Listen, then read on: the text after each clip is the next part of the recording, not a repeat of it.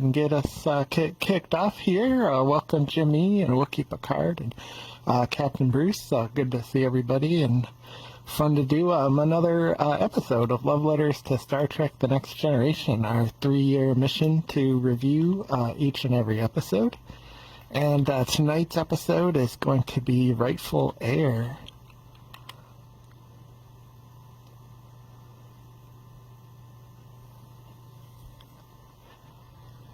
And we should be coming up on second slide now. Hopefully everything is working and in sync for everybody. Seeing the slides change here. And the general synopsis of tonight's episode is that Worf faces a spiritual crisis when suddenly Kahless, the famous Kahless, appears before him.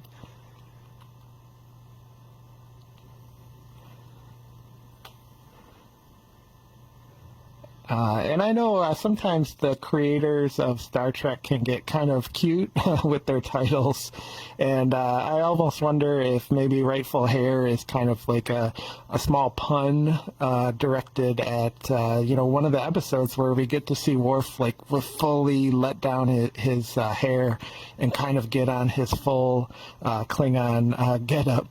So maybe Rightful Heir was actually Rightful Heir in this case.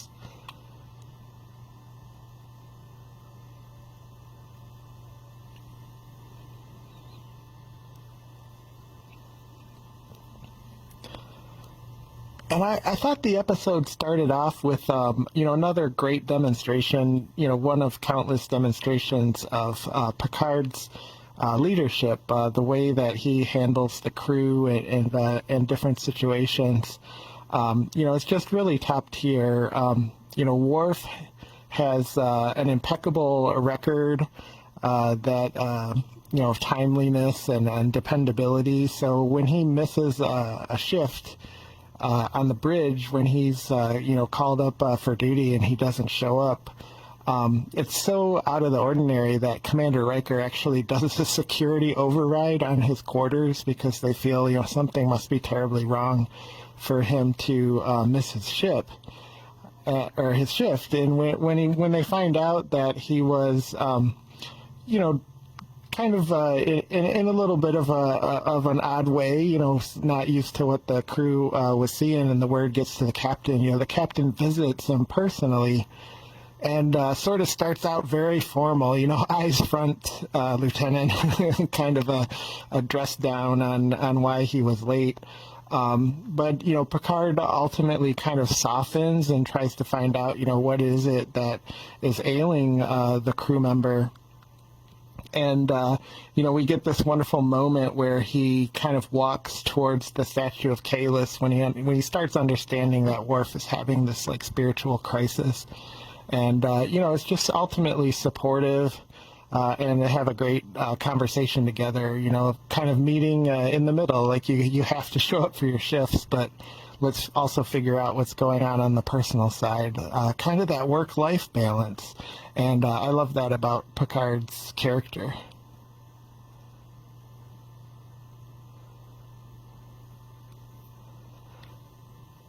And we find out as Worf begins telling Picard the details of what is ailing him, is that, just a moment, I got a request to join the group, so someone's trying to come in.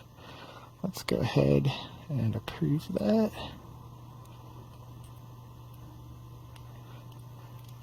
See if anybody has any trouble getting in. I'll kind of watch out for that here. But we find out that this is like a crisis of faith that actually came about when Worf found this sort of prison camp where a lot of Klingons were being held, but they had no real traditional Klingon upbringing. So as he was sharing, all of these traditions and lore and stories and songs of Klingon, the Klingon homeworld, it sort of brought him face to face with, do I believe in all of these things? So he has this confrontation with people that don't particularly share his faith, and in turn, it kind of made him wonder how secure his faith is in all of these Klingon traditions, which is important to Worf's character because, as we know, when he explained to Alexander that the Klingon faith is kind of what guided him through his childhood, Worf really dove into what it means to be a Klingon warrior to get through his childhood. So these are things that are incredibly meaningful and important to Worf.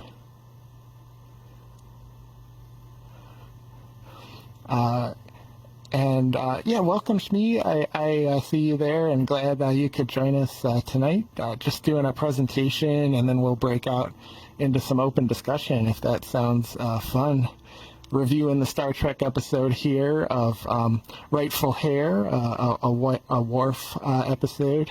And one of the aspects I really enjoyed about this episode is the concept of like a spiritual journey, kind of freeing the mind by totally breaking out of your routine, and actually challenging the body and the mind a little bit, maybe with some substances. So, we don't know exactly what Worf's ritual is here. He's kind of sitting in front of some candles and some incense, and he's like chanting, and he looks sweaty, like maybe he turned the temperature way up.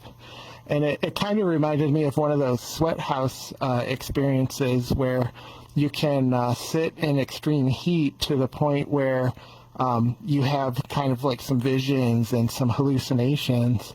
And maybe you can also accompany that with some, psychedelics like an LSD or psilocybin or ayahuasca, these famous, ways to kind of expand, how you see things and expand your mind. And we have Worf, going through that experience as he's trying to connect with these deep feelings, so much so that he even forgets to return to duty. And I like the foreshadowing of when Riker comes in the Worf's quarters, and we cut immediately to the statue of Kahless. Like I didn't catch that on the first watch through, but in the second watch through, like knowing more about what the episode was about, I was like, oh, that's a nice little touch. They sort of give away part of the ultimate plot with this little shot that you kind of get rewarded on a second watching.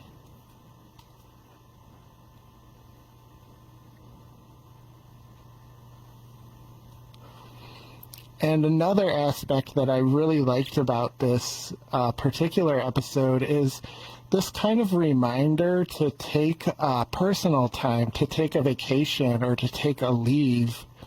And in this particular exchange between Picard and Worf, Picard says, what you're seeking may not even exist here on the Enterprise. Like, Picard is acknowledging that Worf might have to go on leave.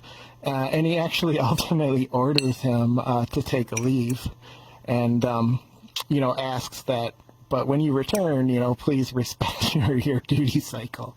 But what an awesome, superior officer or a boss to recognize that you're in some type of crisis and you really might need some time away from your responsibilities. And there's some kind of global shifts in thinking, like, I work with a lot of European colleagues, and they have a very different, cultural belief in how much one should work. There's even a global movement to try to make a requirement that we go to a 4-day work week instead of this 5 days on, 2 days off schedule that's so common now. And what about going as far as to even have mandatory work leaves where it's not that you have to get to a crisis like a medical surgery situation that you finally get leave, but what if it was mandatory? Like, what if you had to take 3 months off of work, every couple of years just to like do something different and, actually explore life. So I love that the episode sort of touches on these concepts.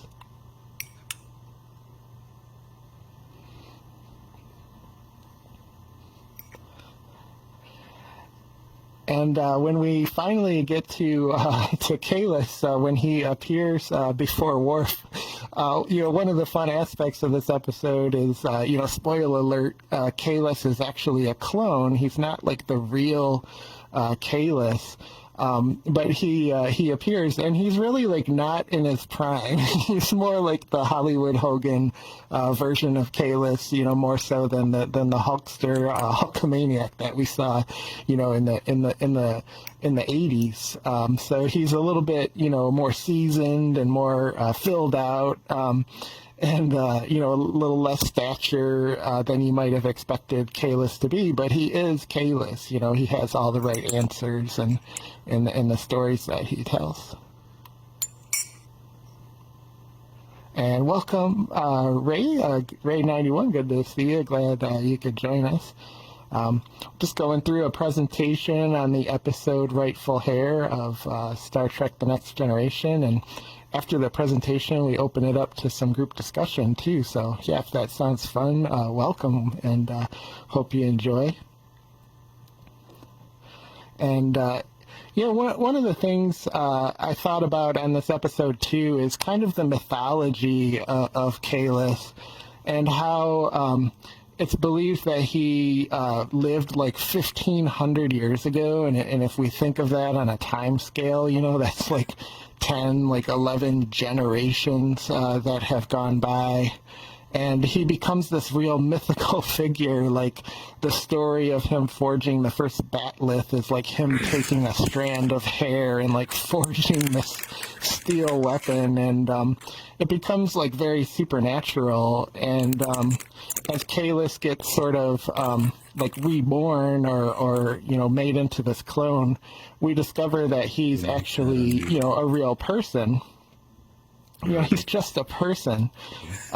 So it's almost like the legend becomes too big for anybody to fill the shoes, and ultimately, like, our heroes are kind of set up to disappoint us because they don't have all these magical, like, know-it-all solutions that we expect them to have. Like, ultimately, they are just a person. But one of the things I noticed about Kalis is that he constantly professes like this wisdom, even though he fails kind of these physical tests that he's presented with. He always has this kind of spiritual presence and this wisdom, this calming and teaching influence. And I think that's Kalis's, real power, is that he was incredibly wise, and spiritual, and a lot of these tales of him like fighting his brother for 3 days straight, were probably just overblown, with time.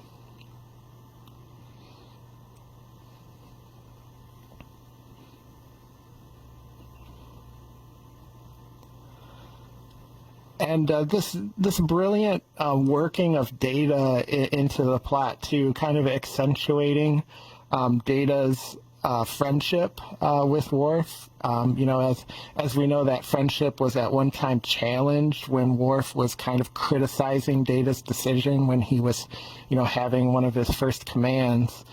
And Data kind of reprimanded Worf, and he said, Worf, I'm sorry if I ended our friendship. And, Worf said, no, it was my fault. I'm the one that was in the wrong. And I always thought that was such a wonderful, like, solidification of their mutual respect for one another. And, of all things, when Worf has this crisis of faith, he finds this guidance, like, back to his faith through an android friend. And that's such a fun kind of Star Trek moment that you have, this android kind of walking this devout, Klingon follower back to his faith.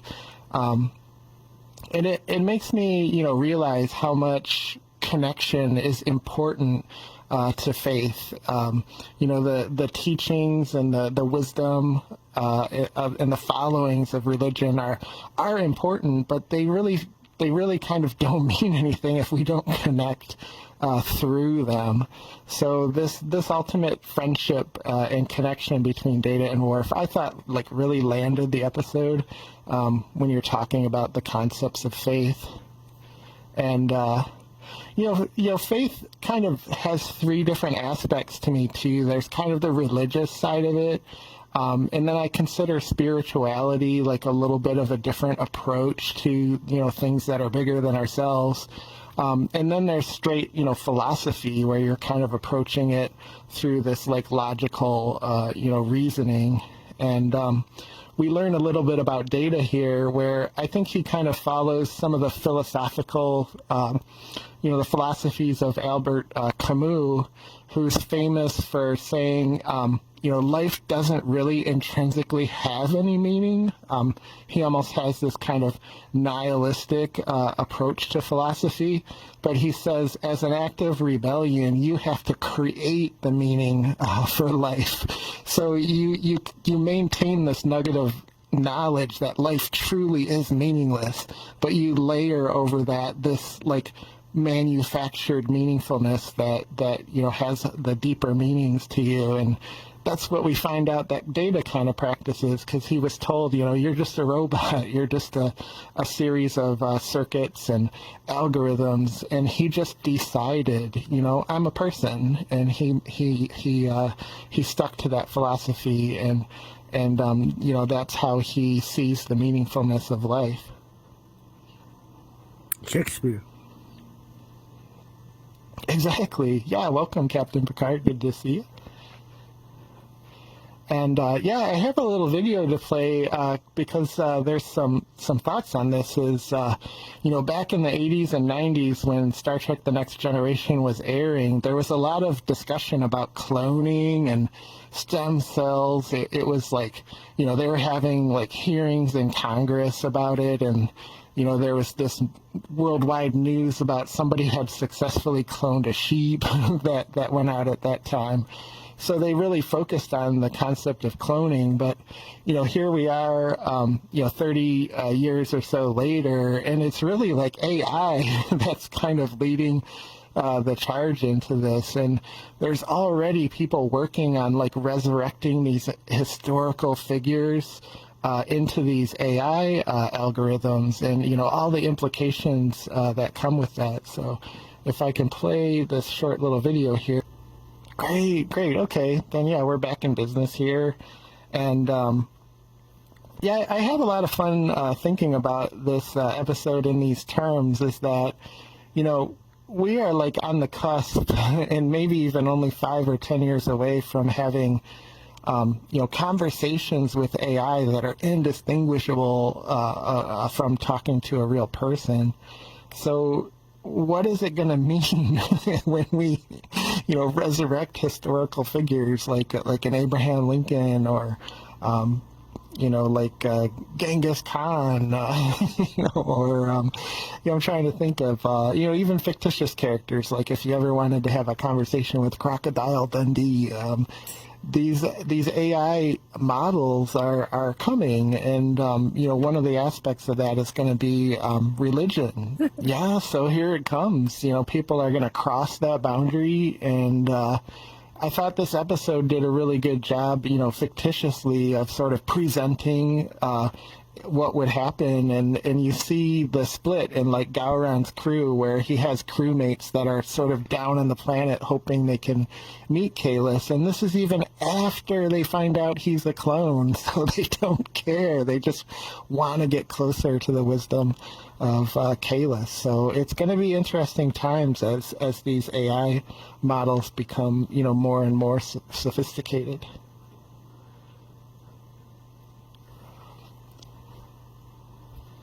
And I want to give Kevin Conway like such a huge shout out for playing the character of Kahless, because in my opinion, he really got the character, like that Kahless was sort of this clone, and he was, physically not really up to the task. Thought he did great. And he added, I think, to the story because Kalis almost sort of needed to have this little bit of ineptness, really, that people could see through and create doubt. And I thought he brought that to the screen wonderfully. And I found out I'm a huge fan of the Lord of the Rings character, the Lord of the Rings stories, and he actually auditioned and almost got the part of the Theoden, of King Theoden, the king of the Rohirrim, who kind of leads the famous charge across the Pelennor fields to save Gondor from Mordor's attack. And I think he would have been an amazing Theoden. So we talk about multiple universes sometimes here in this group, and if anybody ever flips dimensions and is able to get a Blu-ray of Kevin Conway's performance of Theoden, I would love to see that.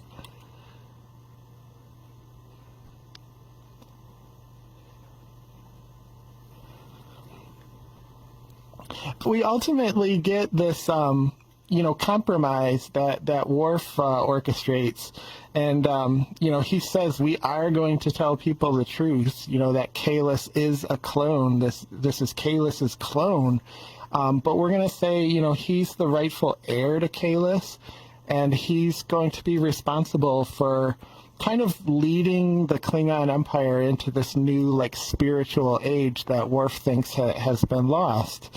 That everything is about, war and conquest, and the deeper, questions and meanings of life have sort of faded to the background. And he challenges, Kalis to lead that kind of revolution.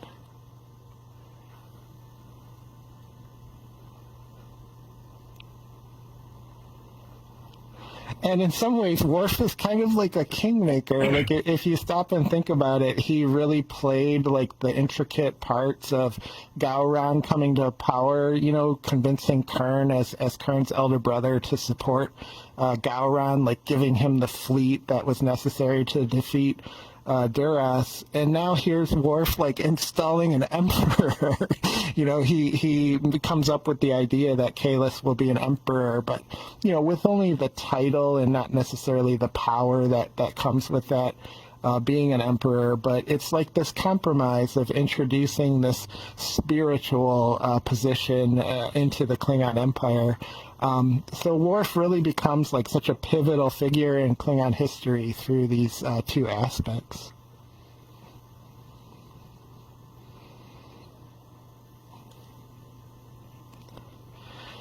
And it saddens me that we have the final appearance of the character of Gowron in TNG specifically. I think he grew to be one of my most favorite characters. He's almost like a Q, where I think is only in maybe 5 or 6 episodes of the series, but they're all incredibly memorable episodes, and I just love the way that he plays the character. So well done, Gowron, and we'll be seeing you again in the next watch through.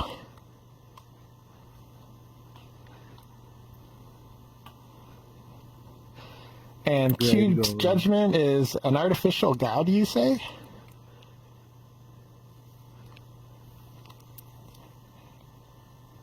And for the rankings, I did throw this in at 5th place on the season rank. I just thought it was one of those really well done episodes where it's acted incredibly well. It has, this kind of deep, really thought-provoking plot, and it's paced well. Decent effects with all the different sets, that they don't normally use. I heard that the actors, had to put up with the smoke effects because they wanted to make these Klingon rooms really smoke-filled to give them this dark and candlelit authenticity. So a lot of work went into the episode, and I think it deserves a place in the ranking. And we'll be back next week, Sunday, for some more reviews, and we're going to do Second Chances next week on Sunday night. And with that, let's take it over to some open discussion. For some of you that may be new to open discussion, we have this kind of communicator button over here on your left-hand side, and if you click that, it puts your name up on the board, and we kind of pass the microphone around the floor for anything that you might want to share or just say hello. We can give you a big welcome. So let's go ahead and start. I see Wookie Picard